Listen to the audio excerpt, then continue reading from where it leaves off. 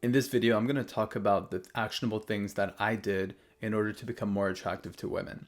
So this is going to be a little bit of a short yet comprehensive guide where I'm going to cover all the things that I did and that I believe actually had an impact on my attractiveness, but I'm not going to fully dive deep into each of the topics. So my journey began more in like end of high school. And I think one of the first things that had an impact and that I did in order to improve my attractiveness was my mindset. So specifically in terms of my mindset, what actually had an impact was the idea that I can actually learn and grow and that I can improve myself. So it was moving away from a fixed mentality into a growth mindset. So going from a fixed mindset to a growth mindset, knowing that most of the things about me can be improved. So it was to stop complaining about my hair, my beard, my face, or my height, or my confidence, and believing and shifting it over into the idea that every part of me can actually be improved. That was one thing. Having a growth mindset allowed me to look 5-10 years into the future and know that wherever I am right now, I can be better in the future. The other mindset aspect that improved, that had an impact, was an abundance mindset, knowing that there isn't just the one girl who's going to be just perfect and like a freaking Disney movie, but in reality that there are many girls that I could potentially be compatible with, and that it's my job to find one of the ones that could actually work out with me. And to do that, I have to actually go look for them. But it's specifically the abundance mindset had to do with not getting stuck up on getting rejected by a single girl. So it was the idea that, hey, if I get rejected by a girl, she wasn't the one, and there are many others that could potentially be one of the ones. So moving away from mindset, the other thing I understood and I started working on was sex appeal. So otherwise we could call it attractiveness, but sex appeal specifically has to do with how attractive you are sexually. Because you can be attractive to friends by, being a funny person. But specifically for attracting girls and attracting them sexually, like them seeing you or talking to you and being turned on, has to do with sex appeal. And so for my sex appeal, the things that I improved and that I actually think have an impact, you know what? First of all, let me talk about the things that I don't actually believe to this day have a major impact.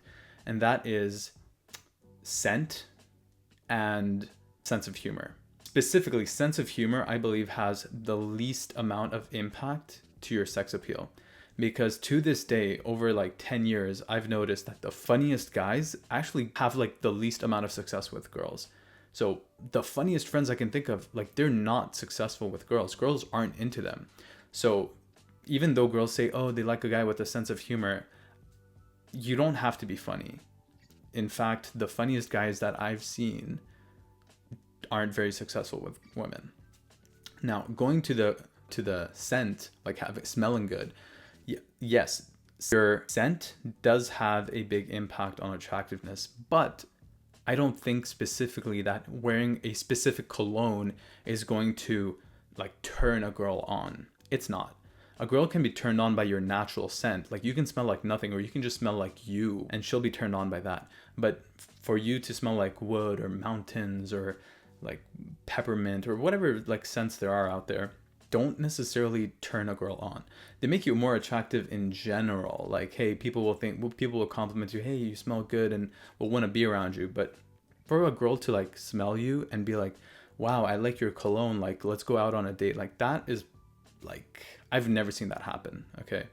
So to be clear, I do wear cologne because I like smelling good. And I like, people compliment me and stuff, and it feels good and it smells good and friends like it and people in general like it. But talking about what actually has an impact on your success with women, I don't believe it has an impact. Now, let me go on to the things that I believe do have an impact. Height does have an impact. Now, you may say, oh, you can't control your height, but actually you can. How do you do that? You wear insoles or you wear like elevator shoes. people aren't going to notice. In the places where it really matters, so let's say if you go to a bar or club, people can't even really see your shoes. So for them to see that, oh, it looks like you have like a slightly larger heel, doesn't matter. Okay, people can't see your shoes. Nowadays there are elevator shoes that you can't really tell are like impacting your height. So yeah, you can totally wear those when you go out to get like a 2 to 3 inch boost. Height has an impact. Now, I am like 5'11" and 3/4, and I still wear those insoles so I can be like 6'2", so I get to about 6'2", and I believe it has an impact on getting attention. Now, if you get a lot of attention but your face looks like shit, it's that attention isn't going to translate into anything. So on to the next thing, your face. What I believe has the biggest impact on your face, that had on my face, is simply being lean. Being as lean as possible is going to have a big impact. Other than that, having clear skin, which is why I started this brand, Sigma Vanity, to create a simple skincare system that actually improves our skin rather than just maintaining it.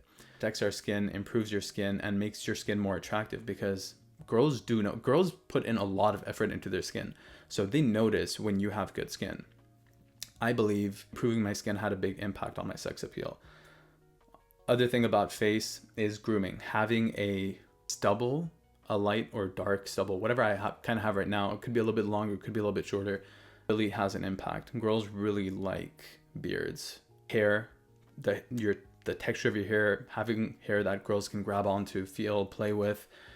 Clear skin, I'd mentioned that. Teeth, having straight white teeth, I believe does have an impact, although not as much, but it's more like you don't have to have the whitest and straightest teeth. It doesn't add that much to it, but the other way around, like if you have crooked and yellow teeth, it takes away a lot of points from you.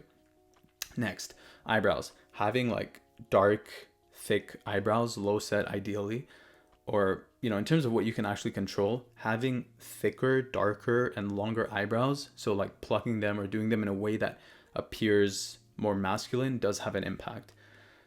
Style has an impact. Specifically, style in terms of your sex appeal impacts your attractiveness by making you look more calibrated, more in, like, what you're doing. And I guess I was talking about fashion, but style specifically in terms of like the clothes you wear has an impact on your sex appeal, where like if you're lean and have muscle, you want to be wearing clothes that fit well so they actually show off the shape, show off that V taper. That does have an impact on your sex appeal. Leanness and muscularity. Again, the specific thing that I believe leanness actually impacts is your face. So because most of the time your abs and everything else isn't really going to show, but what is going to show is your face. So if you're lean, by being lean, by having the jawline, by having the cheekbones showing a little bit, by having my cheeks be a little bit hollow, that came from leanness, and that definitely had an impact. Muscularity, I think the amount of muscle guys think we need is a lot more than what girls think we need or girls find attractive. We actually don't need much muscle for girls to think you're attractive. In fact, by being skinny and lean, girls think that like, oh, just like you having veins is like super attractive. They think the amount of muscle I have right now is considered very attractive. Okay. I could be leaner and that is going to improve how vascular I look and how much the shoulders are popping and everything.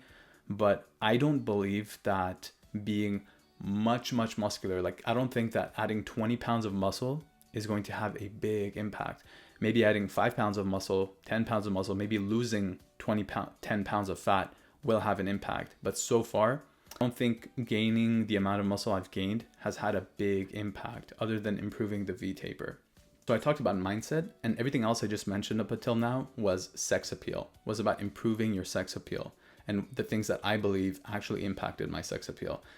Other than that is the confidence to talk to girls, or at least the courage. Nowadays, when I talk to girls, my friends say that I just look really confident and comfortable with women. And that confidence came initially from having the courage to go up and talk to girls. After doing that over and over and over and talking to thousands of girls, I now have the confidence where I just look comfortable and girls feel that I'm comfortable around them. And you being comfortable around women, being confident around girls, shows girls that, hey, this guy is used to being around women, and that makes you more attractive. And other than like just making you more attractive, confidence is like the bare minimum you need in order to actually meet girls, right? If you look super, super good, but aren't able to actually go talk to girls, it's not going to translate into anything. So mindset, sex appeal, and the confidence to actually talk to some girls. Because now when you go talk to girls, they'll actually be receptive to you. It's kind of like in business, there's the product and marketing. The product is your mindset and your sex appeal. And then the marketing is having the confidence to go talk to girls. One can't work without the other. Now, after having the confidence to actually talk to girls, I think what actually has an impact is being calibrated or being in so that you don't seem like an outsider. So let me try to clarify that.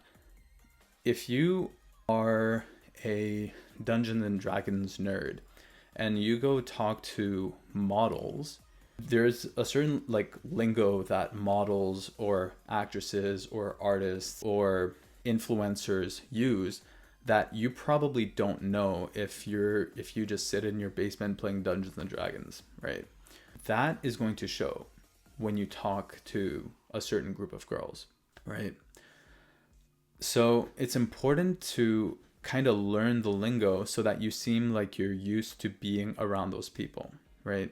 If you go talk to, for example, just lawyers, right? If you go talk to lawyers and you use like weird lingo or use baseball lingo or gaming lingo, they're going to know that you're not used to being with lawyers. So in the same way, when you go talk to girls, if you don't know anything about girls, like what they talk about and what they like, or like the Netflix shows they love to watch, if you don't know at least a little bit of it, it's going to show that you're not really like used to talking to girls. And that kind of makes you unattractive because women do like when a guy is comfortable and has experience with women. So that's what being in or being calibrated to women around you brings. It makes you more attractive by showing that you're like used to being around girls. To summarize, mindset, sex appeal, the confidence to talk to girls, and being in or being calibrated is going to have an impact and has had an impact on my attractiveness and my sex appeal to women. Now, in future videos, I want to go into each of these topics to talk more about how I improved each one of these and maybe like to show you guys what you can take away from it.